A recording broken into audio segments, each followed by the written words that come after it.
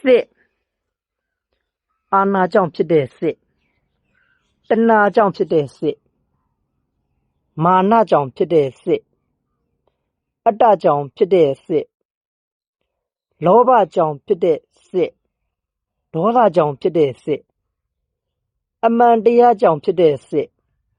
ယုံကြည်ချက်ကြောင့်ဖြစ်တဲ့စစ်ဘာကြောင့်ပဲဖြစ်ဖြစ်ဘယ်စစ်မှမကောင်းဘူးစစ်ဆိုတာကိုကမစစ်တာ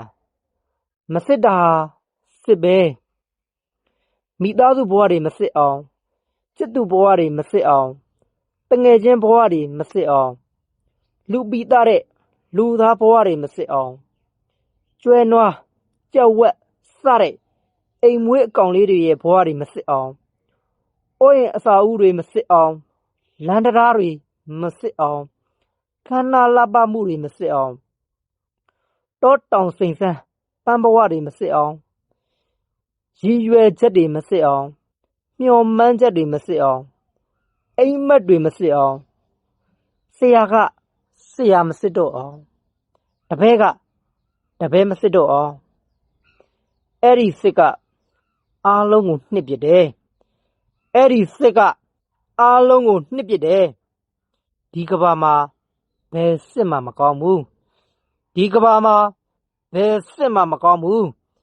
ဒီကဘာမှာဘယ်စစ်မှမကောင်းဘူး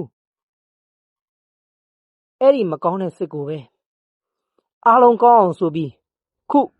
ငါတို့တိုက်နေကြရပြီတကယ်ကဒါလည်းမကောင်းတာပဲမဟုတ်ပါလားဘာအကြောင်းနဲ့ပဲဖြစ်ဖြစ်မကောင်းတဲ့စစ်ကဲပါလေဘလို့ပင်ရှိလေတော့တမိုင်းပေးတာဝင်အရာငါတို့တွေမဖြစ်မနေဝင်ပါ